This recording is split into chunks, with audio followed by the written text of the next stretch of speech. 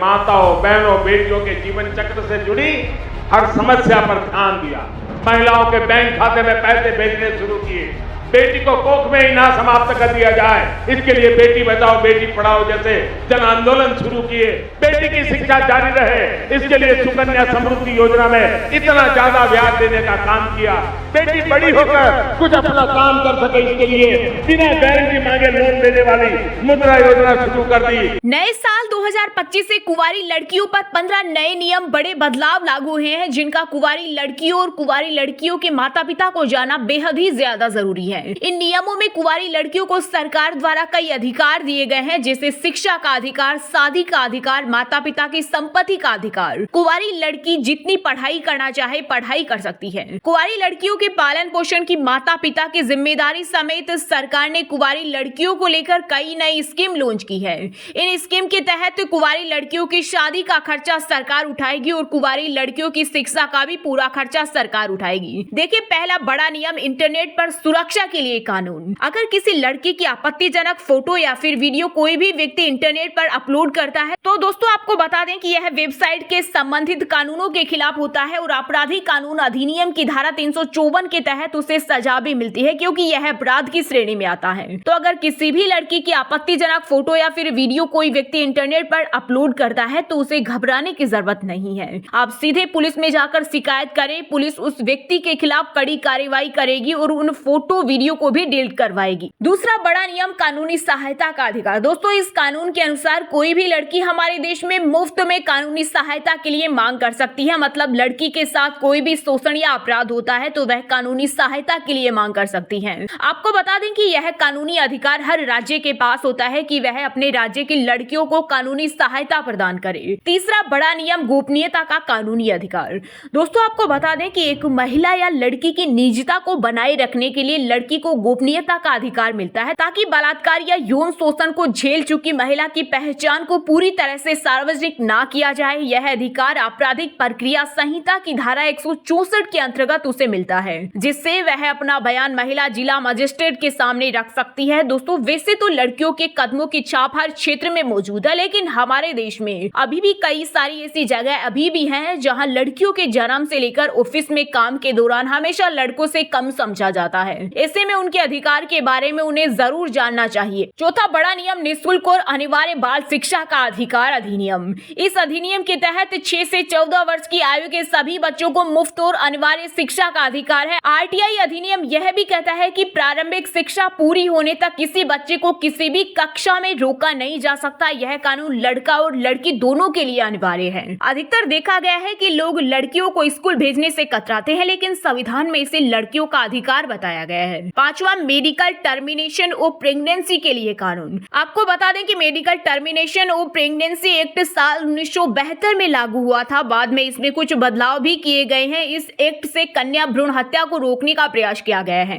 कई लोग गर्भ में पल रहे बच्चे की जांच करवाते हैं और फिर अगर उन्हें यह पता चलता है कि गर्भ में लड़की है तो उस गर्भवती महिला का गर्भपात करवा देते हैं। इसके खिलाफ यह कानून बनाया गया है। इस एक्ट के अनुसार किसी भी लड़की या महिला का गैर कानूनी और जबरन तरीके से गर्भपात नहीं करवाया जा सकता, और अगर किसी भी लड़की के साथ ऐसा होता है तो वह कानून के खिलाफ है और इसके लिए उसे जेल भी हो सकती है। छठवां बड़ा नियम, हिंदू उत्तराधिकारी संशोधन अधिनियम। भारत में पिता की संपत्ति घर के बेटे को दी जाती थी, लेकिन हिंदू उत्तराधिकारी अधिनियम के बाद बेटों और बेटियों के समान संपत्ति अधिकारियों को मान्यता दी गई, जिसमें कहा गया था कि बेटी की शादी के बाद भी उसके पति की संपत्ति में बेटी का समान हिस्सा होगा। सातवां बड़ा नियम, किशोर न्याय यानी बच्चों की देखभाल और संरक्षण। इस कानून के तहत चाहे लड़की हो या लड़का, हर बच्चे के पास सुरक्षित वातावरण में रहने का अधिकार है। इस अधिनियम में 18 वर्ष से कम उम्र की लड़कियों की सुरक्षा, उपचार और पुनर्वास के लिए विशेष प्रावधान शामिल है। यह अधिनियम बाल वेश्यावृत्ति के लिए वेश्यालयों में फंसी लड़कियों की रक्षा करता है और अनैतिक, शराबी या भ्रष्ट जीवन में लिप्त किसी भी व्यक्ति से रक्षा करता है। आठवां बड़ा नियम, बाल विवाह निषेध अधिनियम। भारत में लड़कियों के लिए शादी की न्यूनतम उम्र 18 साल है। बाल विवाह निषेध अधिनियम बाल विवाह पर रोक लगाने और बच्चों के अधिकारों की रक्षा के लिए नागरिक उपचार के साथ साथ आपराधिक प्रावधान भी प्रदान करता है। अगर कोई भी माता पिता अपनी लड़की या लड़के का बाल विवाह कराते हैं तो उनको अपराधी माना जाएगा। जाएगा। दोस्तों, इन कानूनी अधिकारों के अलावा केंद्र सरकार और राज्य सरकारों द्वारा लड़कियों के लिए विशेष योजनाएं चलाई जा रही है। अगर आपके घर में 18 साल से कम उम्र की लड़की है तो आपको इन योजनाओं के बारे में जरूर जानना चाहिए और इन योजनाओं का ज्यादा से ज्यादा लाभ उठाना चाहिए। सुकन्या समृद्धि योजना। सुकन्या समृद्धि योजना भारत सरकार द्वारा चलाई जाने वाली विशेष बचत योजना है।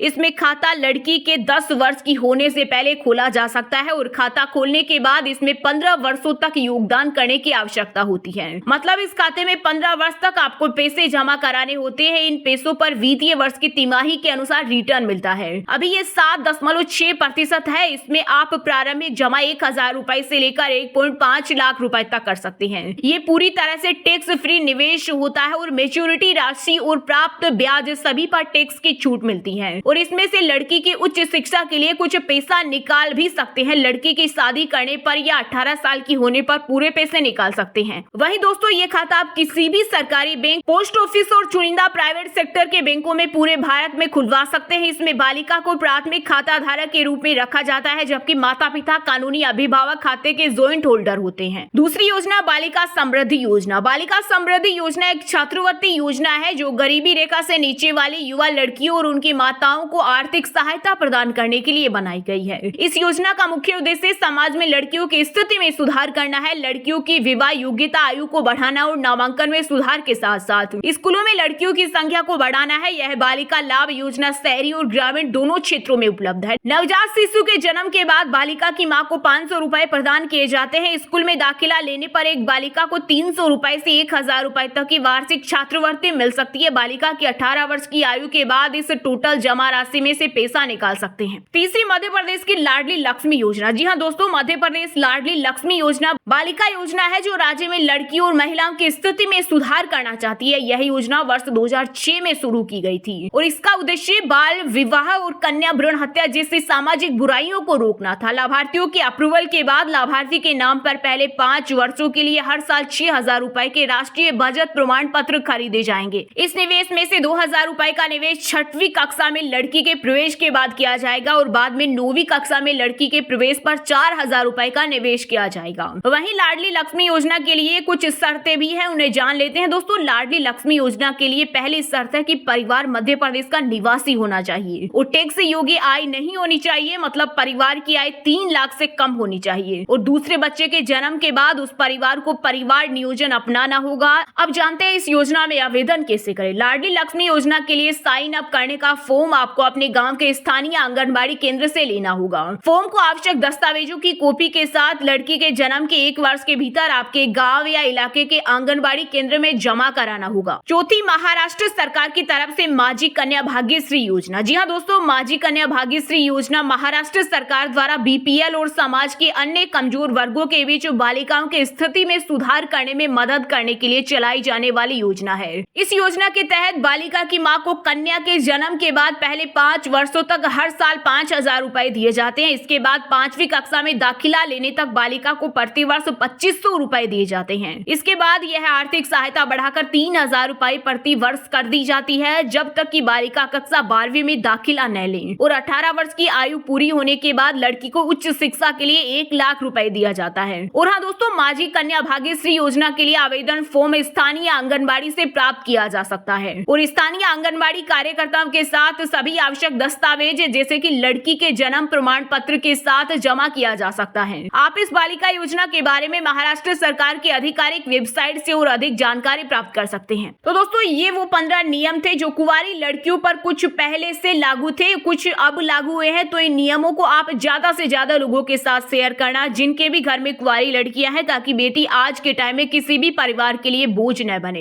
इसलिए आप इस वीडियो को ज्यादा से ज्यादा लोगों के साथ शेयर करना। और दोस्तों, बेटी तो माँ लक्ष्मी का रूप होती है, तो आप बेटी के खातिर इस वीडियो को एक लाइक भी जरूर कर देना। और ऐसी ही सरकार की बड़ी योजनाओं के बारे में अगर आप जानना चाहते हैं तो इस चैनल को सब्सक्राइब कर लेना, ताकि जैसे ही कोई भी नई योजना लागू हो, पैसों से संबंधित योजना हो या फिर कोई भी शादी से संबंधित हो, लड़कियों की कोई भी बड़ी योजना सरकार लेकर आती है तो उसके बारे में आपको सबसे पहले पता चल सके। तो इस चैनल को सब्सक्राइब कर लेना। धन्यवाद।